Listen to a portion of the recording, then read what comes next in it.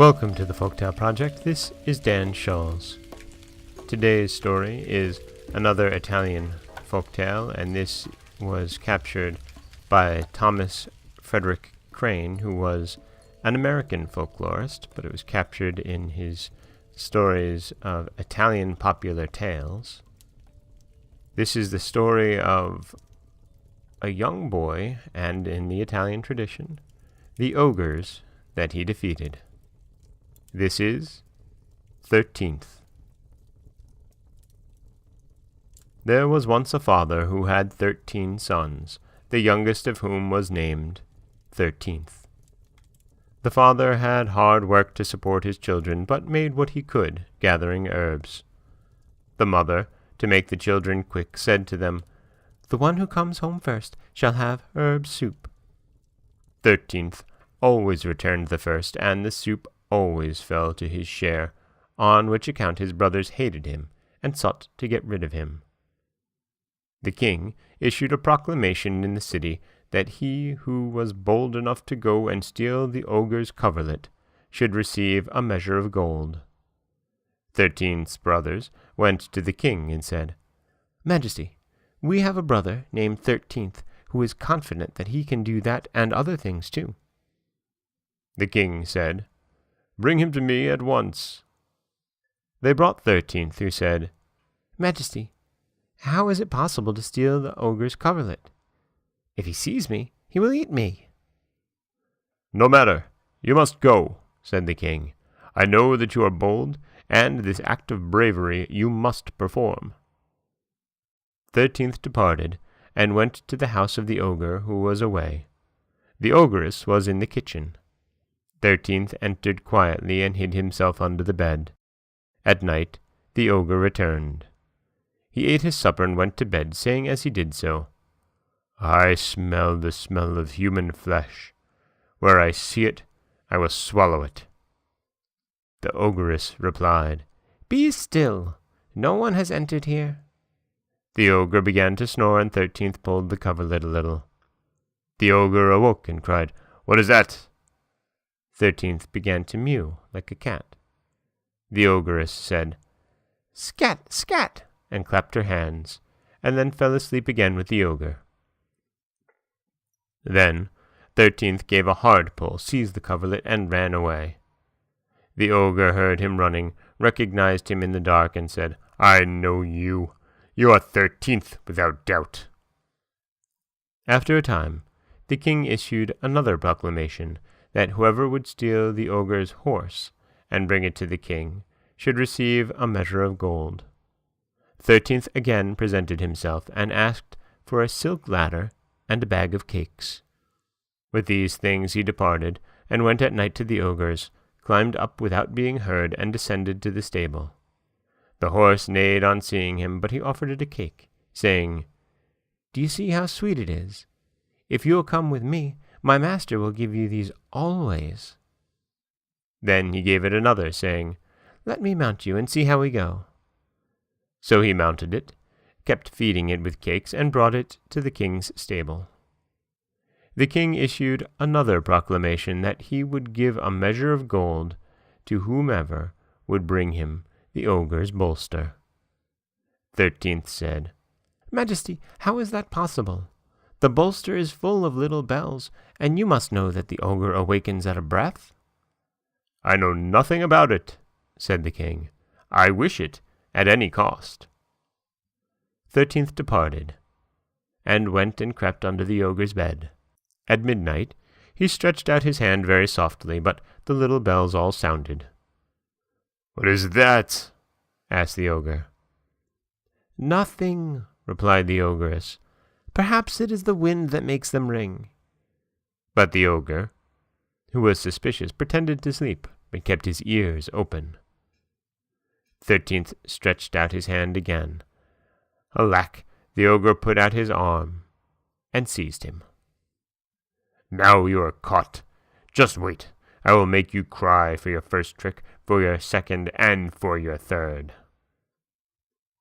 After this, he put 13th in a barrel and began to feed on him raisins and figs. After a time he said, Stick out your finger, little 13th, so that I can see whether you are fat. 13th saw there a mouse's tail, and stuck that out. Ah, how thin you are, said the ogre. And besides, you don't smell good. Eat, my son, take raisins and figs, and get fat soon. And after some days, the ogre told him again to put out his finger, and 13th stuck out a spindle. Wretch, are you still lean? Eat, eat, and get fat soon. At the end of a month, 13th had nothing more to stick out, and was obliged to show his finger. The ogre cried out in joy. He is fat! He is fat! The ogress hastened to the spot. Quick, my ogress! Heat the oven 3 nights and 3 days, for I am going to invite our relatives, and we will make a fine banquet of 13th. The ogress heated the oven 3 days and 3 nights, and then released 13th from the barrel, and said to him, Come here, 13th. We have got to put the lamb in the oven. But 13th caught her meaning, and when he approached the oven, he said, Ah, Mother Ogress, what is that black thing in the corner of the oven? The ogress stooped down a little, but saw nothing. Stoop down again, said 13th, so that you can see it. When she stooped down again, 13th seized her by the feet and threw her into the oven, and then closed the oven door. When she was cooked, he took her out carefully, cut her in 2, divided her legs into pieces, and put them on the table, and placed her trunk with her head and arms in the bed under the sheet, and tied a string to the chin and another to the back of her head. When the ogre arrived with his guests, he found the dishes on the table. Then he went to his wife's bed and asked, Mother Ogress, do you want to dine? 13th pulled the string, and the ogress shook her head. And 13th, who was hidden under the bed, pulled the other string and made her nod. Now it happened that one of her relatives moved something and saw that the ogress was dead, and only half of her was there. She cried in a loud voice, Treason! Treason! And all hastened to the bed. In the midst of the confusion, 13th escaped from under the bed and ran away to the king with the bolster and the ogre's most valuable things. After this, the king said to 13th, Listen, 13th, to complete your valiant exploits, I wish you to bring me the ogre himself in person, alive and well. How can I, your majesty? Said 13th. Then he roused himself, and added, I see how now. Then he had a very strong chest made, and disguised himself as a monk with a long false beard, and went to the ogre's house, and called out to him, Do you know 13th, the wretch? He has killed our superior, but if I catch him, I will shut him up in this chest. At these words the ogre drew near and said, I too would like to help you against that wretch of an assassin, for you don't know what he has done to me. And he began to tell his story. But what shall we do? Said the pretend monk. I do not know 13th. Do you know him? Yes, sir.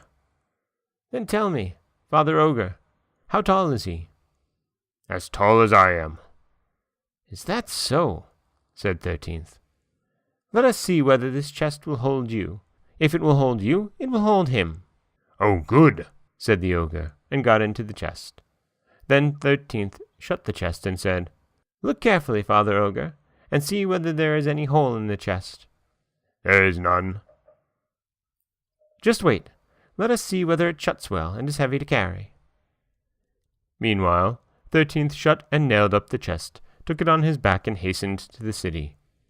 When the ogre cried, Enough now! 13th ran all the faster, and, laughing, sang this song to taunt the ogre. I am 13th, who will carry you on my back. I have tricked you, and am going to trick you. I must deliver you to the king. When he reached the king had an iron chain attached to the ogre's hands and feet, and made him gnaw bones the rest of his miserable life. The king gave 13th all the riches and treasures he could bestow on him, and always wished him at his side, as a man of the highest valor. And that is the Italian story of 13th, in which a young man is really, really terrible to the ogres. I mean, even worse than any other Italian folktale in which a young man is sent to capture or kill ogres. 13th really, I think, goes a bit overboard with the ogress in particular. This is Dan Scholes for the Folktale Project. Don't forget that you can subscribe to the podcast on Apple Podcasts, Stitcher, Google Play, Overcast, anywhere you like to get your podcasts. You can also follow us on Twitter at Folktale Project. You can find us on Auto Radio, TuneIn Radio, iHeartRadio, Spotify, anywhere that you like to listen. And you can always head over to folktaleproject.com, where you'll find a new story waiting for you every Monday, Wednesday, and Friday. Thank you so much for listening.